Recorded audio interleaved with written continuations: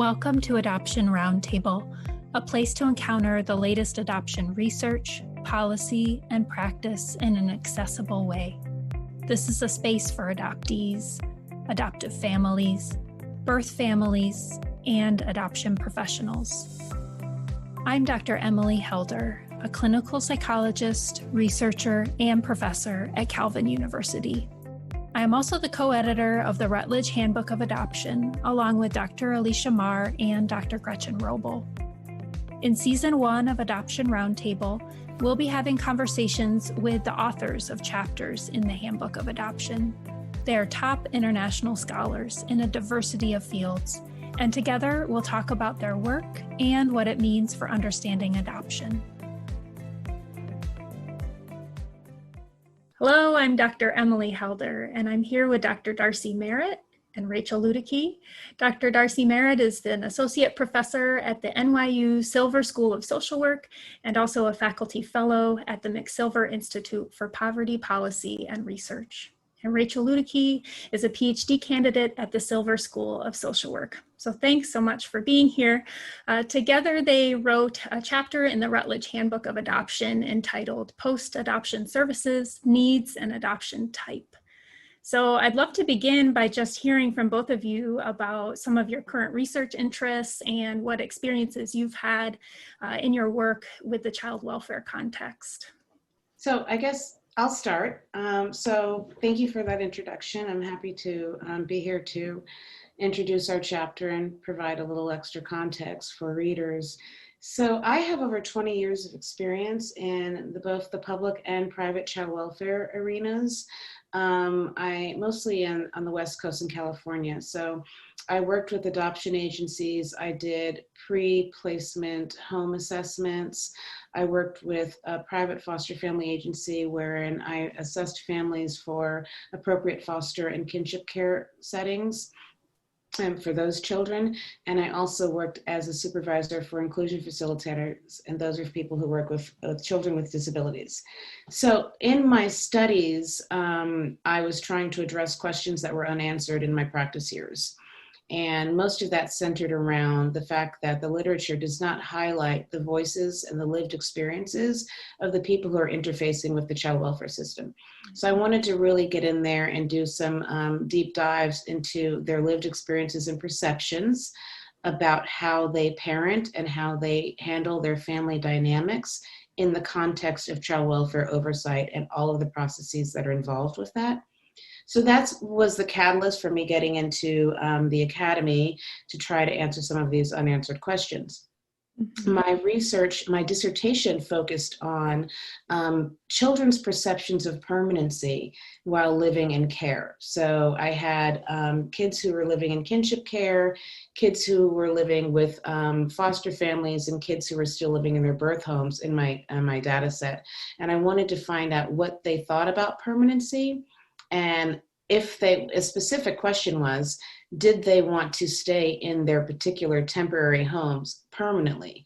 And I found some differences based on their ages. For instance, older children preferred not to be adopted, yet they still wanted to stay in their temporary placements. I think because developmentally, they had a better sense of what adoption meant.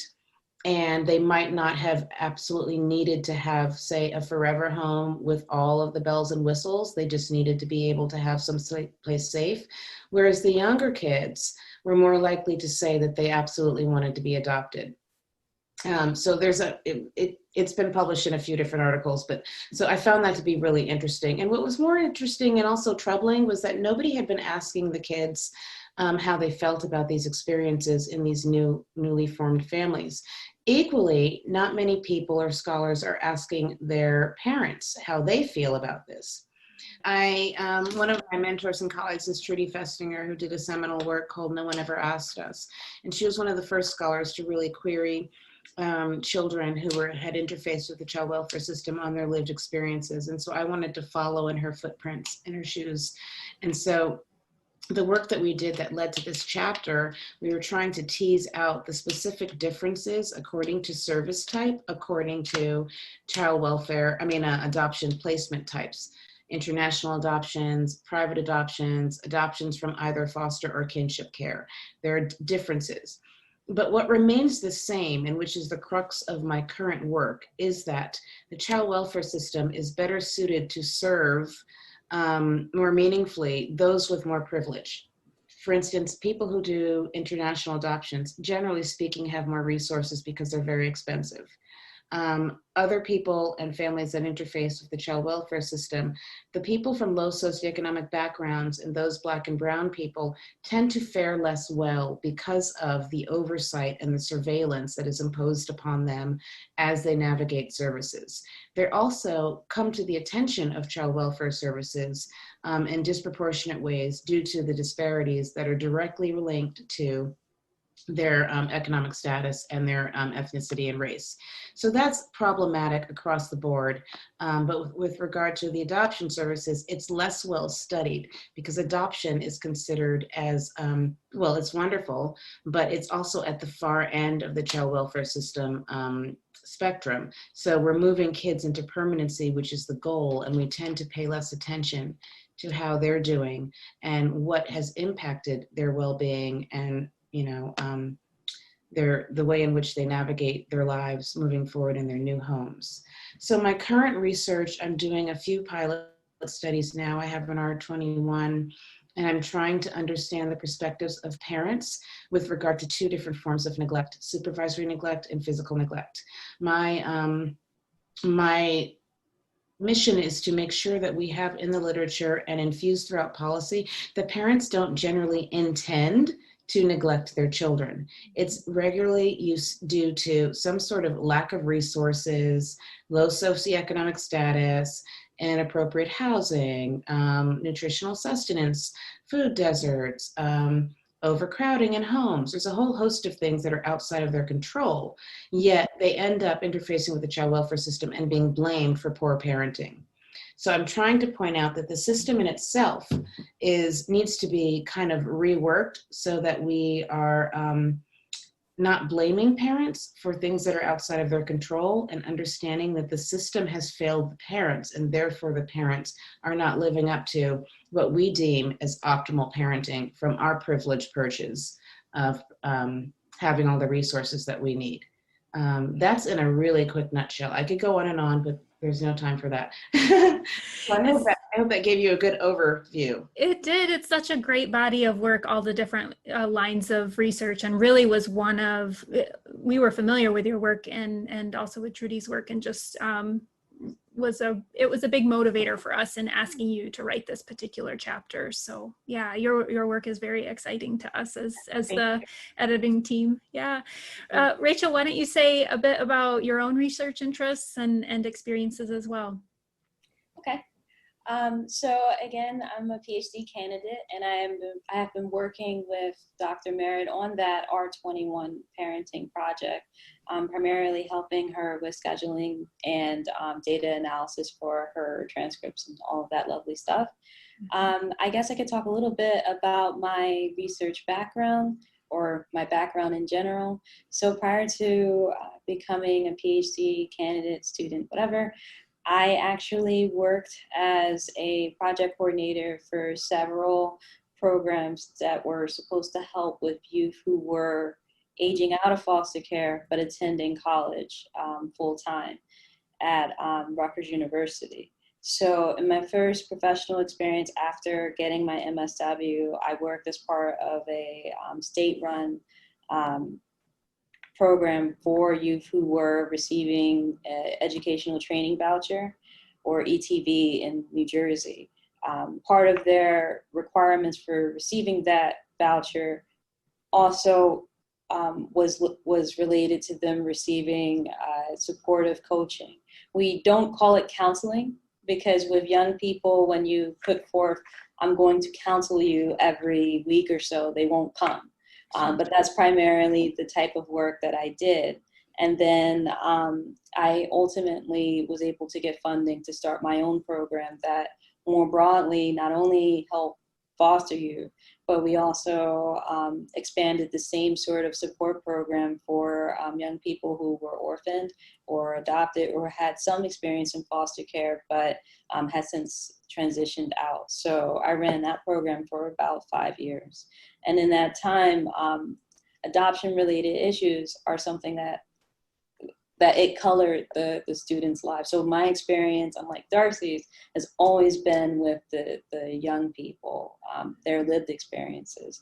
And one of the reasons why I'm still working towards incorporating youth voices in child welfare outcomes, and that's particularly my research interest, is because most studies are taken from the position of adult professionals. So in my view, the child welfare system works well on paper because adult professionals are discussing how they think the system should run. Mm-hmm. And unfortunately, that doesn't correlate to how the services are received by the young people, in which we still have gaps in some of the services that they receive.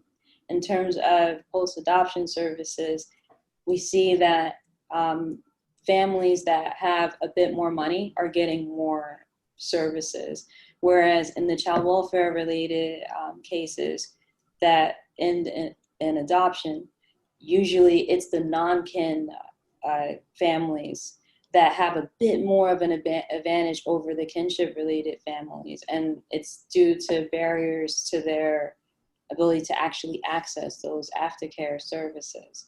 And so part of my overall research program is starting to incorporate the youth voice in everything that we do related to child welfare, particularly outcomes related to education and employment, but more broadly, how can we incorporate children and youth voices in the child welfare system to kind of counteract this adult professional, lawyers, doctors, nurses, all of those people who aren't necessarily living that experience right now. Right. So I hope that answers your question. Yeah, definitely. Both of your work really does such a nice job of centering the voices of the people receiving the service, on the receiving end, and really the ones that should be driving the policy. So thank you so much. We got a little bit into this, but I'd love to talk a bit about your chapter and some of the themes there. So at the beginning of the chapter, you really outline what sorts of post-adoption supports are available. So you talk about emotional supports, informational supports, concrete supports. And I wondered if you could discuss a little bit about the availability and accessibility of those supports. Is there one category in particular that tends to be more difficult for people to access? What are you finding with that? So I can start in our research. Again, we talked about the emotional, informational, and concrete services, the types of post-adoption services available to families. So with your emotional supports, that is related to child support groups, family counseling, crisis counseling, parenting education, and also relationship help, especially for couples that are married. Adopting a child does change the entire dynamic of a family. And so emotional supports are important in ensuring that the children that are children or child is going to be placed in this new foreign environment are well received by the existing family structure that is already there. There are also informational services that can also include more formal services such as workshops, or there's even online resources that families have access to now.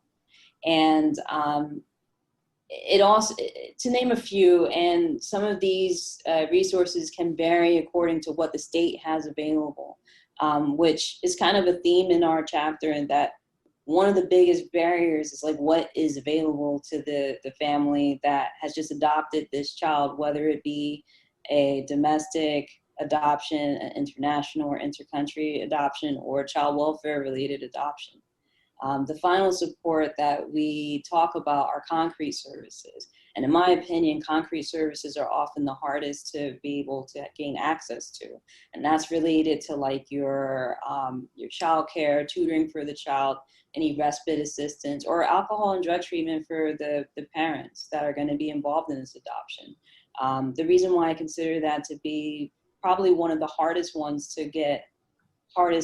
to get has to be related to transportation. Does your medical insurance actually qualify you for these services? And again, the availability of childcare subsidies to help kind of offset some of the out-of-pocket costs related to taking care of a child. And especially in families where there's not like this abundance of money that's somewhere that they can have access to pay for all of these things. Specifically for child welfare involved families, this might be an issue.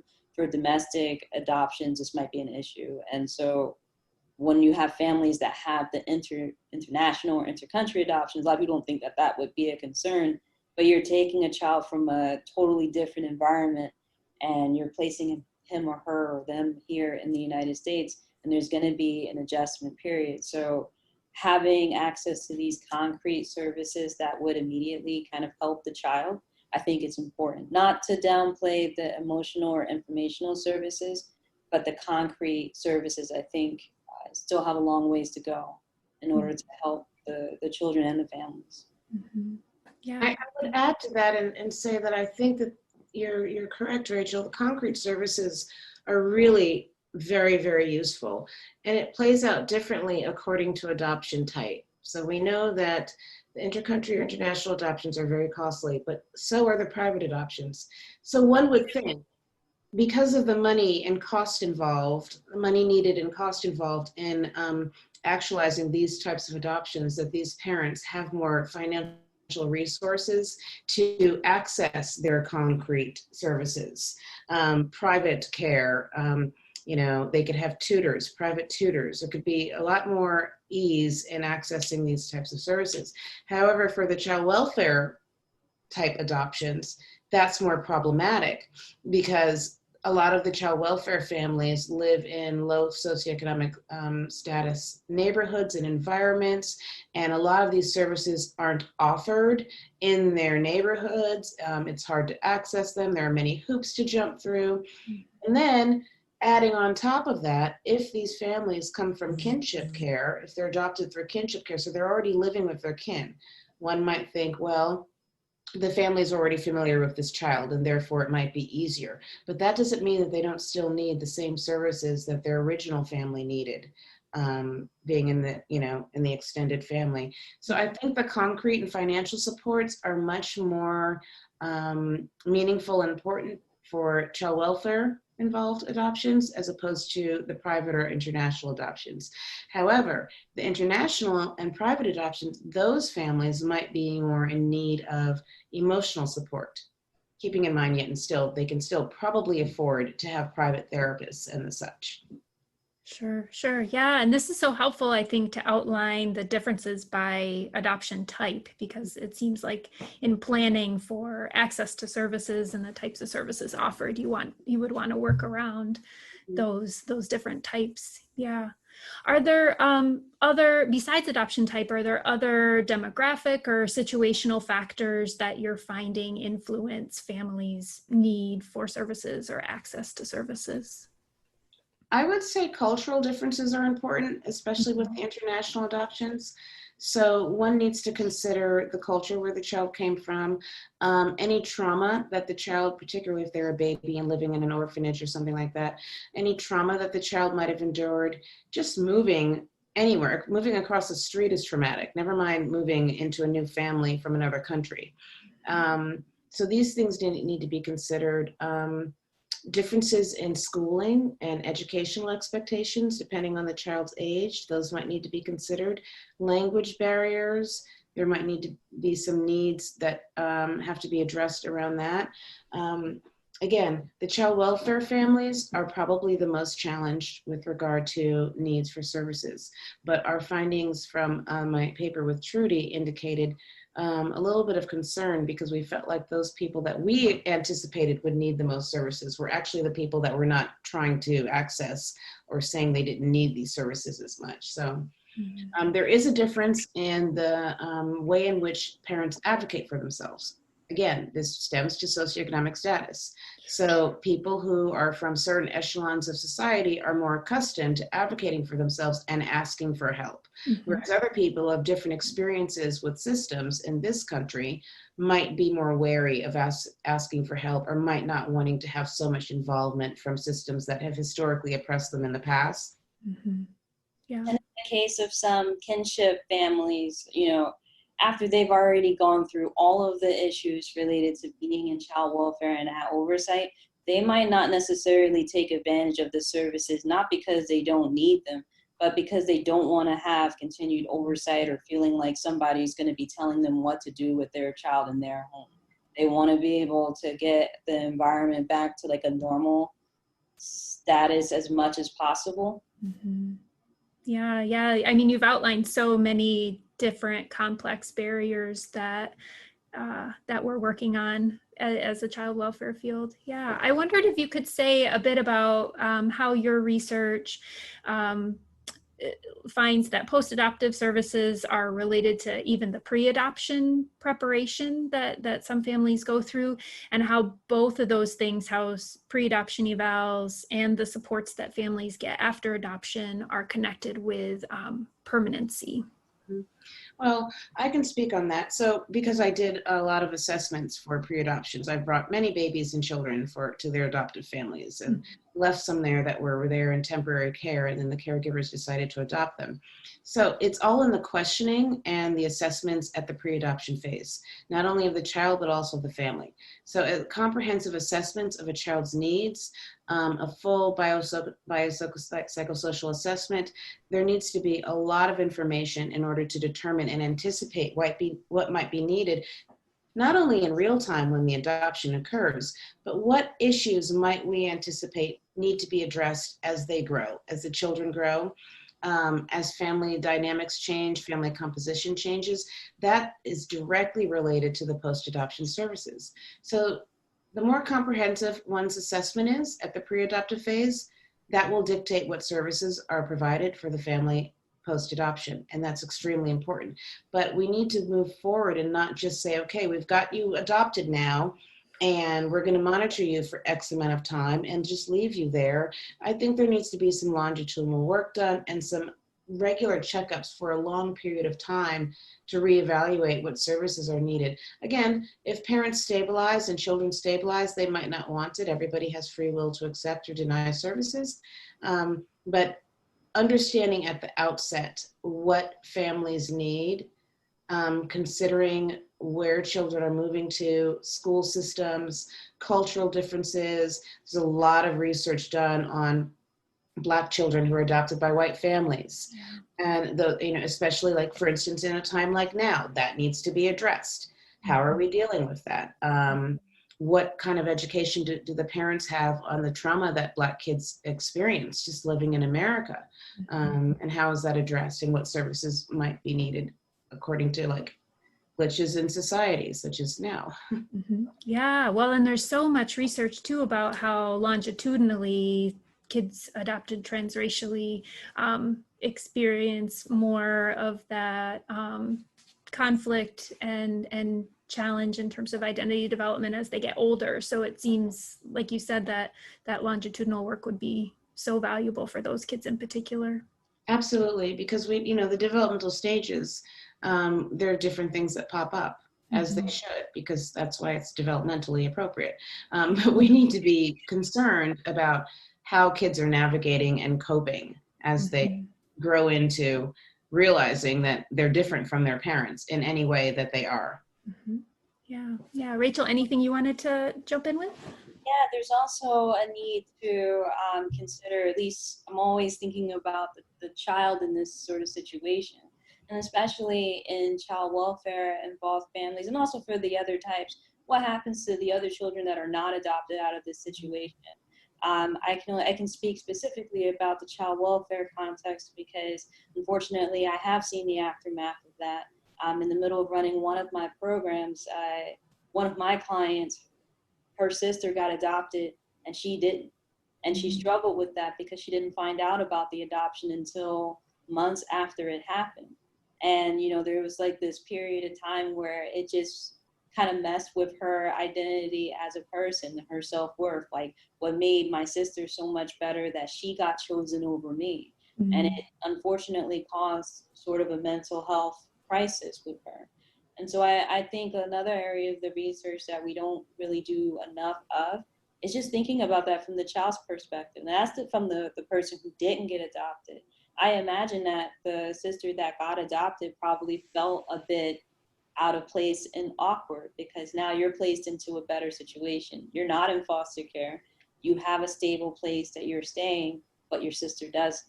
And so that would be something that I think that future researchers should consider, that child dynamic and how they relate to the adoption system, regardless of type, because I can see that in both domestic adoptions and also inter-country or international adoptions. Yeah, the whole family system, really.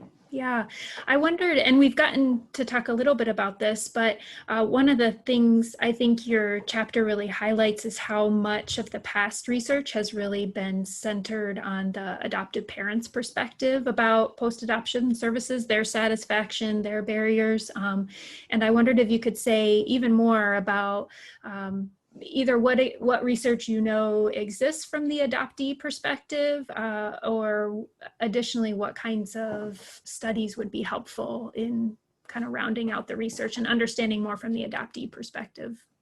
I think it's really important. Again, we always need to consider the lived experiences. So I think longitudinal research looking at the lived experiences of adopted kids post-adoption, of course, retrospective data is always problematic because of memory recall and whatnot. But if people could really, but that was some of Trudy's work, like she studied kids who had left care. But it's still useful. If we could understand, as children have grown into young adults or adults, what they can look back on and determine that they might have needed, I think that might be helpful. And from a nuanced perspective, thinking about what was going on in the country, in the socio-political arena at the time, the context of their neighborhood and their environment, the socioeconomic background of their new family. Were they adopted by somebody that had a dearth of resources or somebody had a plethora of resources? How that might have played a role in the services that they needed. Their peer context and their friends and how they developed friends. Living in a home, were they, was it an open discussion about adoption, like in terms of peer support, social support groups and things like that? Or was it kind of hush hush, we're just going to pretend this didn't happen when it happened? So I think, as Rachel said, we need to make sure we're querying those kids who have been adopted, and maybe even at different stages, querying them when they're going through the pre-adoptive process, for a period of time when they've just been adopted, and then for a period of time after they've been adopted, and looking at what's happened through that whole entire trajectory. That's what I would hope to have happen. Rachel, would you agree with that? Yeah, and I also think that with that longitudinal research, we need to make it so that it's accessible to policymakers and other people who are actually going to create these interventions, so that we're making interventions based not only on what we think is important to parents, but what is going to be actually usable for young people. I think we also mentioned in the chapter that part of the reason why children don't necessarily say whether or not, at least in the child welfare type of adoptions, they don't necessarily say whether or not the adjustment is going well for them is because they're worried about losing the family that they just got. They worry about what's going to happen to their network, especially for those young people who have already had more than one placement before they were adopted.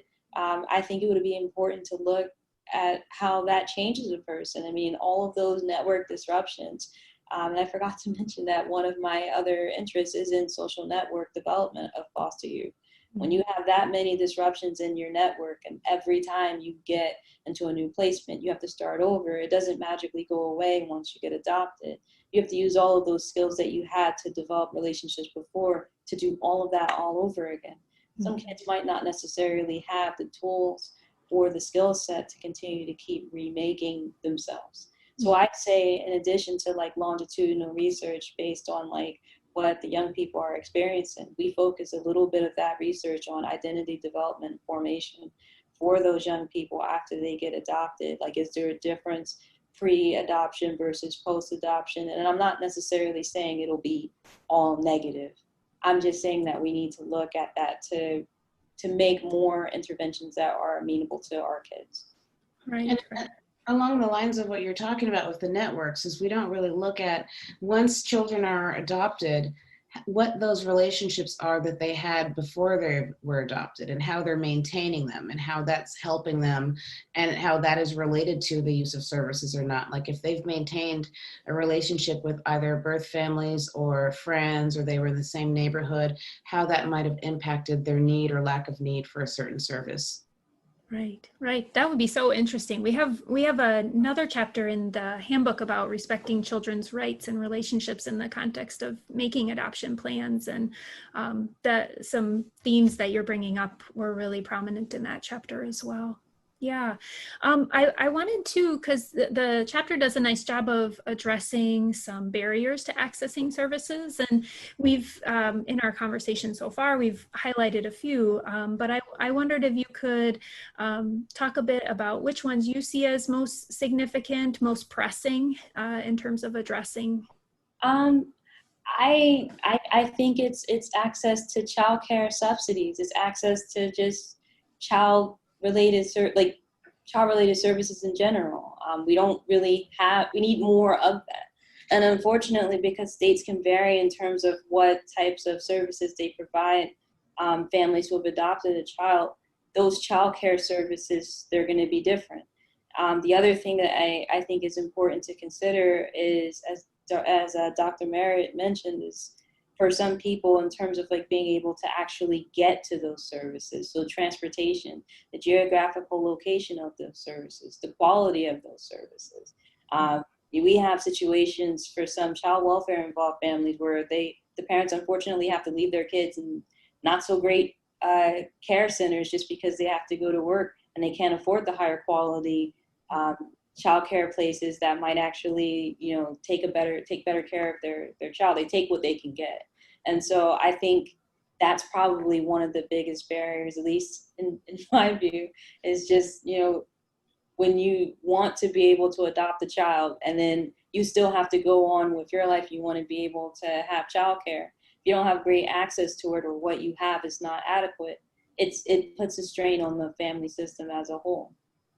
I agree. I think also with regard to this notion of identity formation, when you have interracial, intercultural adoptions, I think it's really important that there be even a mandated set of services for parents and children to help them understand culture differences and where people are coming from, and trends, whether it's domestic adoptions or international adoptions.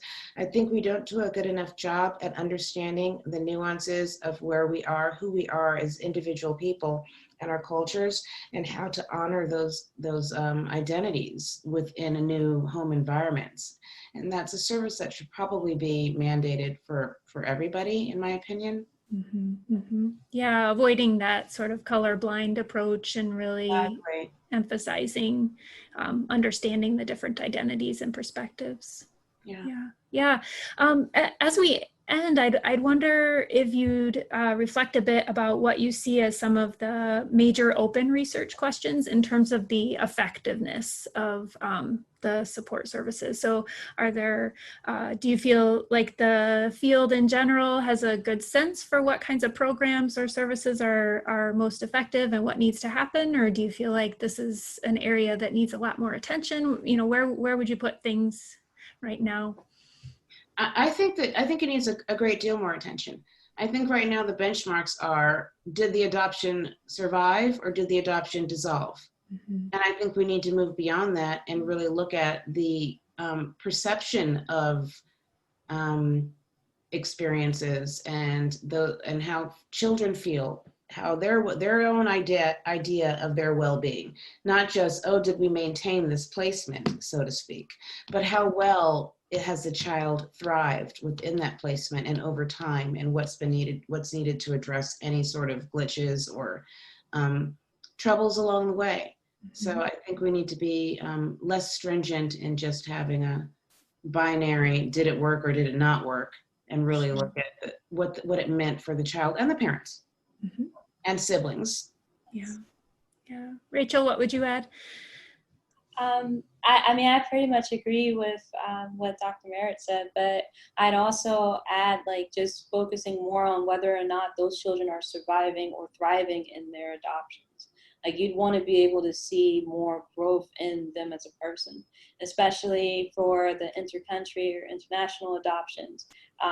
With some young people coming over, not speaking the language, not knowing much about the culture.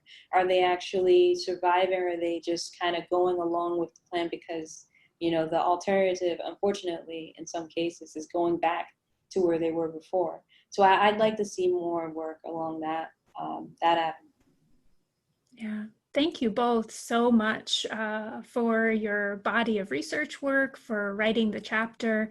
We are so thankful to include it and hope that it's challenging for folks who are reading it in terms of, whether they're policymakers heading into the field of social work. So thank you so much. Thank you for having us. Thank you. Thanks for joining us at Adoption Roundtable. Please subscribe wherever you access your podcasts. We love to hear from you and have conversations about your reactions, questions, and experiences. We'd especially appreciate feedback if you have topics or questions that we could address in future episodes. You can find me on Facebook at helder.emily and at my website, emilyhelder.com. There you can sign up for my newsletter for the latest on adoption research and practice. Thanks for joining us.